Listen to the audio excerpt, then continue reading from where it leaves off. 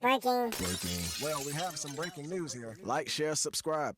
Listen to what Jimmy Butler had to say about the Miami Heat Game 3 win in the Eastern Conference Semi.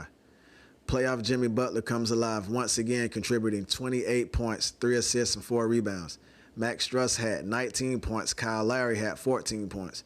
Other than the small scuffle that happened during the game, the story of the game was Bam Adebayo, who had 17 points and 12 rebounds, and he held Julius Randle to only 10 points.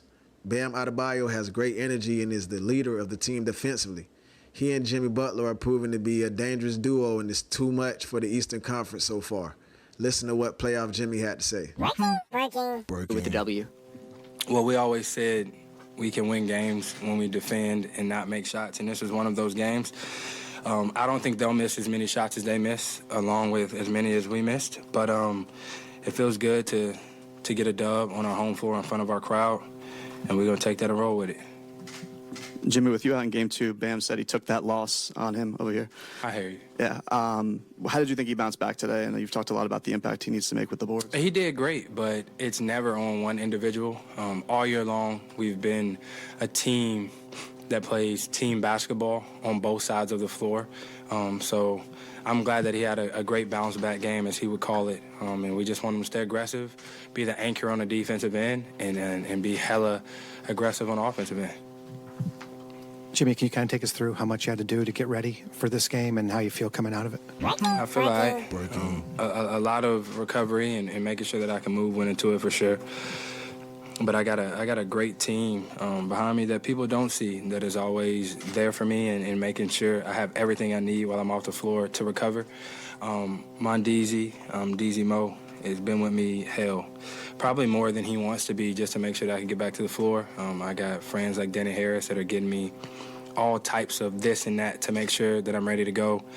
And then, you got Brickley here, who is constantly making sure that I'm comfortable when I'm out there on the basketball floor. It just goes down the line of the individuals that y'all don't see to make sure that I'm ready to go. New York doubled you a few times today. How much better do you feel like you guys are against that type of coverage when they send two at you and getting an open shot out of that? I think we're used to it a little bit. It happens. It happened quite a lot in the regular season.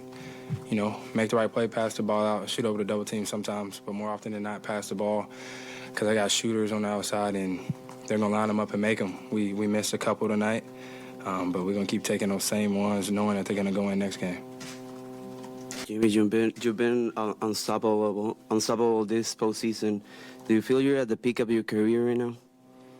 I don't know. I think if you would have watched me at Tomball High School, you would say that I was way better than I am now, because I was very, very dominant then.